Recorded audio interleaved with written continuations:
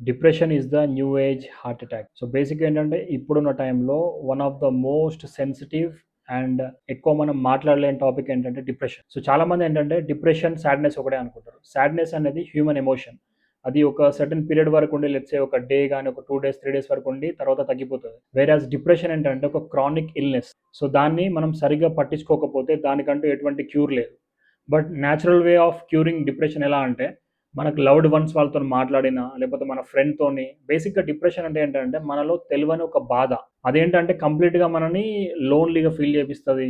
అసలు నాకు బతకడమే వేస్ట్ అన్న థాట్‌కి తీసుకెళ్తది మనల్ని. ఎందుకంటే అది ఒక వన్ ఆఫ్ ద స్టార్టింగ్ అది ఎలా స్టార్ట్ అవుతదంటే ఒక చిన్న ఇష్యూ లాగే స్టార్ట్ అవుతదది. బట్ అల్టిమేట్‌గా దాన్ని మనం ఎక్కువ మైండ్‌లో ఆలోచించడం వల్ల అదొక క్రానిక్ ఇల్‌నెస్‌గా అంటే ఒక మందులేని వ్యాధిగా మారిపోతది. దీనికోసం ఇప్పుడు సైకియాట్రిస్ట్ అని దానికి దీనికి రకరకాలుగా మనం ట్రై చేస్తూ ఉంటాం. It is like curable. అది ఎలా అంటే నేను స్టార్టింగ్ చెప్పినట్టు మనకు ఇష్టమైన వాళ్ళతో కాటి బేసిక్‌గా ఏంటంటే మనలో ఉన్న ఎమోషన్‌ని, మన బాధని గనుక వాళ్ళతోని షేర్ చేసుకోగలిగితే డిప్రెషన్ అనేది 100% క్యూర్ చేయలేం గానీ ఇనిషియల్‌గా. బట్ స్లోగా మనం దాన్ని క్యూర్ చేసుకోవచ్చు. సో బేసిక్‌గా ఈ వీడియో ద్వారా అసలు డిప్రెషన్ ఎలా ఉంటది? అండ్ మోస్ట్‌లీ డిప్రెషన్ ఎవరెవరిలో ఎక్కువ ఉంటది? అండ్ దానికి గల సింప్టమ్స్ ఏంటనేది మనం ఈ వీడియోలో డిస్కస్ చేసుకుందాం. ఇప్పుడున్న ప్రెజెంట్ టైమ్స్‌లో డిప్రెషన్ మెన్ అండ్ వుమెన్‌లో ఇద్దరిలో ఉంటది. బట్ మనం మెన్‌లో డిప్రెషన్ సంబంధించినవి చాలా చూస్తాం. ఎందుకంటే బేసిక్‌గా మెన్‌కి అండ్ వుమెన్‌కి డిఫరెన్స్ ఏంటంటే వుమెన్ వాళ్ళకి సంబంధించిన ఇప్పుడు డిప్రెషన్ సంబంధించిన ఇష్యూస్ గానీ ఏదైనా కూడా వాళ్ళ ఫ్రెండ్స్‌తో గానీ లేకపోతే ఫ్యామిలీ మెంబర్స్‌తోని గానీ ఈజీగా షేర్ చేసుకోగలుగుతారు. వేరాజ్ మెన్ సైడ్ వచ్చేస్తే సొసైటీ సంబంధించిన ప్రెషర్స్ కానీ లేకపోతే కల్చరల్ సంబంధించిన ప్రెషర్స్ కానీ మెన్ అంత ఈజీగా తనకున్న డిప్రెషన్‌ని బయట పెట్టలేడు. ఎందుకంటే ద మెయిన్ రీజన్ ఈస్ ఇప్పుడు నార్మల్‌గా మనం ఎవరైనా మన ఫ్రెండ్ గాని, లేకపోతే మన రిలేటివ్ గాని ఎవరి దగ్గరికైనా ఎళ్లి గూడా "ఏంట్రా నువ్వు అంత లోగున్నావు, అంత డిప్రెస్డ్‌గా ఉన్నావు" "అయ్యే అదేం లేదు మామ అంతా ఓకే నార్మల్‌గా ఉన్నా సెట్ అయిపోతది" అని చెప్పేసి మనం మాట్లాడిన టాపిక్‌ని దాటేస్తారు తప్ప వాళ్ళు ఎప్పుడు డిస్కస్ చేయడానికి ట్రై చేయరు. ఎందుకంటే వాళ్ళు ఒక ఇన్‌సెక్యూరిటీ‌గా ఫీల్ అవుతారు. నేను నా డిప్రెషన్ గురించి వీళ్ళకి చెప్తే వీళ్ళు ఎక్కడ నన్ను దెప్పి పొడుస్తారన్న థాట్ మీద వాళ్ళు ఒక ఇన్‌సెక్యూరిటీ‌గా ఫీల్ అవుతారు కాబట్టి ఆ డిప్రెషన్ గురించి డీటెయిల్‌గా మాట్లాడరు మనతోటి. బట్ ఇప్పుడు నేను చెప్పబోయే 4 కేటగరీస్ అనేది ఐదర్ ఇప్పుడు ఇది మీరు డిప్రెషన్‌లో ఉంటే మీకు హెల్ప్ అవుతది. Or else like me friend గాని, లేకపోతే మీ కజిన్ గాని ఎవరో ఒకరు like one of your loved one depression through ఇదే విధంగా ఇబ్బంది పడుతూ ఉంటే ఈ 4 నేను చెప్పబోయే 4 కేటగరీస్‌లో ఏదో ఒక కేటగరీ త్రూ మీరు వాళ్ళని రికగ్నైజ్ చేయొచ్చు. అండ్ వాళ్ళకి కావాల్సిన హెల్ప్‌ని మీరు ప్రొవైడ్ చేయండి. సో డిప్రెషన్‌కి సంబంధించిన సింప్టమ్స్ ఏంటంటే బోత్ ఫిజికల్‌గా అండ్ సైకలాజికల్‌గా ఉంటాయి. సో దీన్నేంటంటే 4 కేటగరీస్‌గా డివైడ్ చేసాం ఇక్కడ.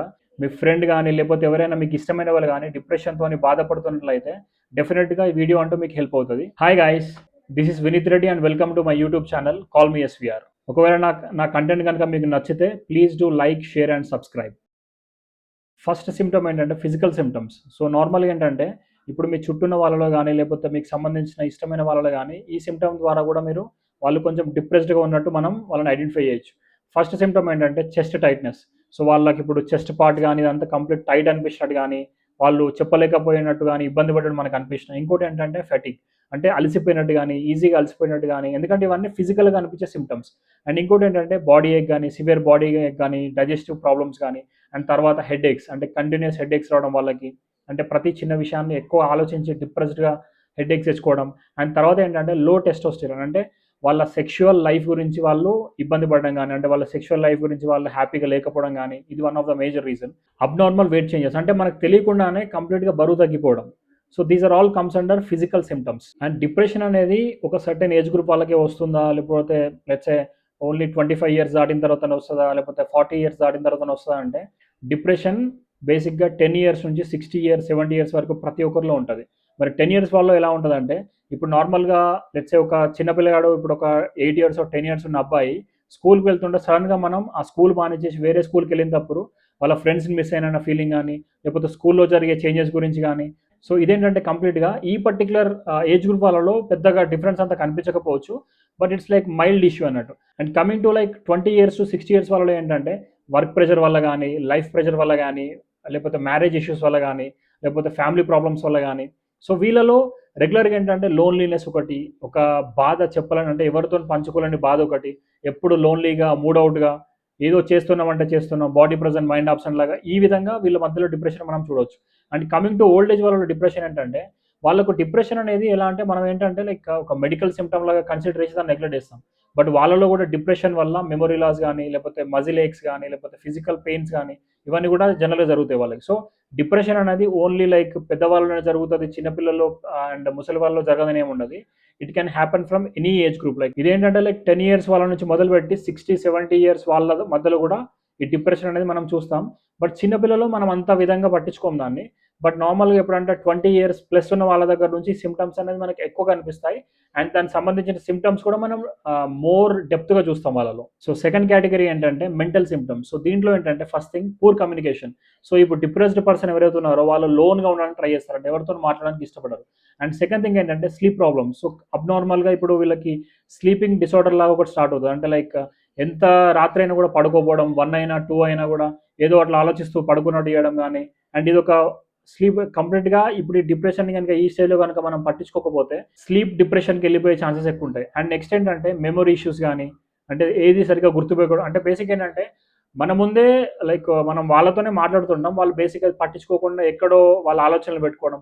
అండ్ ఇంకోటేంటంటే obsessive thoughts and suicidal thoughts. అంటే అసలు నా లైఫ్ వాల్యూ ఏంటి? అసలు నేను ఏం చేయాలనుకుంటున్నా అన్నట్టు ఒక క్లారిటీ లేకుండా మొత్తం ఎప్పుడు ఒక డిప్రెస్డ్‌గా ఆలోచించడం ఎవ్రీథింగ్ వీళ్ళలో జరుగుతాయి. అండ్ థర్డ్ కేటగరీ ఏంటంటే ఎమోషనల్ సింప్టమ్స్. సో, దీంట్లో విపరీతమైన కోపము, చిరాకు అండ్ ఇంకోటి కంప్లీట్‌గా ఇప్పుడు జీవితం మీదనే నాకు ఆశ లేదు. అసలు నేను ఏం చేస్తున్నా నాకు అర్థం లేదన్న థాట్ మీద ఎమోషనల్‌గా డిప్రెస్డ్ అయిపోయి ఉంటారు. అండ్ ఇంకోటేంటంటే రెస్ట్‌లెస్‌నెస్. అంటే ఎప్పుడు ఏదో ఒక పని చేద్దామన్న థాట్‌లో ఉంటారు. బట్ ఏది చేయలేక ఓకే. అలసిపోయానన్న ఫీలింగ్ ఎక్కువుంటది. ఎందుకంటే ఇప్పుడు ఈ చెప్పేది ఫిజికల్ దాంట్లో కూడా నేను కవర్ చేశాను. బట్ ఎమోషనల్ సింప్టమ్స్ దాంట్లో కూడా ఇది కవర్ అవుతది.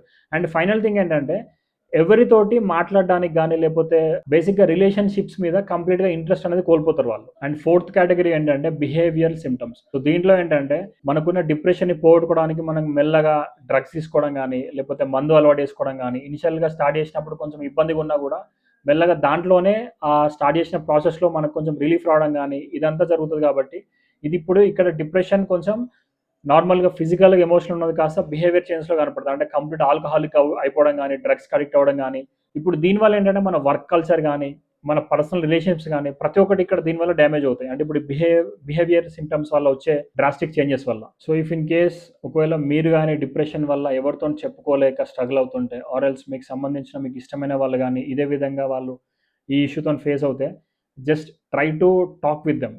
ఒక్కసారి వాళ్ళతోని మాట్లాడడానికి ట్రై చేయండి.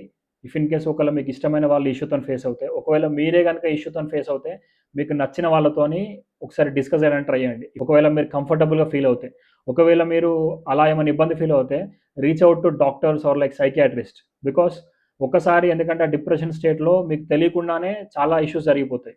ఎందుకంటే లైఫ్ అనేది చాలా వాల్యుబుల్. అది మీకు ఫైనాన్షియల్ ప్రెషర్స్‌తోని వచ్చిన డిప్రెషన్ గాని, మెంటల్ ప్రెషర్‌తోని వచ్చింది గాని, ఫ్యామిలీ ప్రెషర్ గాని, లేకపోతే మ్యారేజ్ సంబంధించి వచ్చిన ప్రతి దానికి సొల్యూషన్ ఉంటది.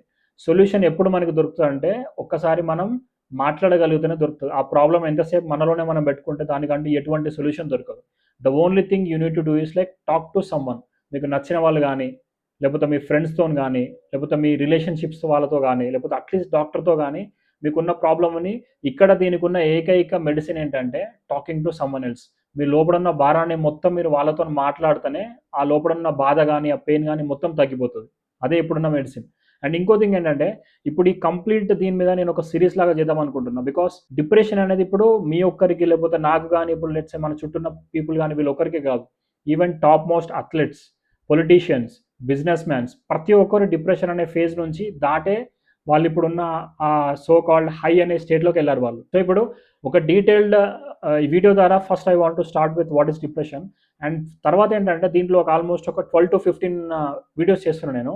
ఈ డిప్రెషన్ సంబంధించి మీద. కాకపోతే దాంట్లో ఏంటంటే I want to include like top most famous celebrities అన్నట్టు. ఇప్పుడు నా ఫస్ట్ వీడియోలో లెట్స్ సే విరాట్ కోహ్లీ గాని, లేకపోతే సచిన్ టెండూల్కర్, ఎంఎస్ ధోని, తర్వాత హార్దిక్ పాండ్యా, ఇంకోటి నెక్స్ట్ ముఖేష్ అంబానీ గాని, లేకపోతే రతన్ టాటా గారు, అండ్ ఇంకోటి Japan as a country, and next Chiranjeevi garu, లేకపోతే రజనీకాంత్ గారు, అండ్ ఇంకోటి Elon Musk, Bill Gates, Steve Jobs, and ఇంకోటి రొనాల్డో అండ్ మెస్సీ. సో, వీళ్ళందరిని నేను ఎందుకు ఎంచుకున్నానంటే these are all like top most celebrity figures in the world. అంటే ప్రతి ఒక్కరికి వీళ్ళ పేరు చెప్తే తెలుసు. సో, వాళ్ళ లైఫ్‌లో డిప్రెషన్ ఏ విధంగా వాళ్ళకి వచ్చింది అండ్ దాన్ని వాళ్ళు ఎలా ఫేస్ చేశారనేది ఇప్పుడు నేను చెప్పిన ప్రతి ఒక్క సెలబ్రిటీ మీద ఒక డీటెయిల్డ్ ఒక 5 మినిట్స్ వీడియో లాగా చేస్తాను.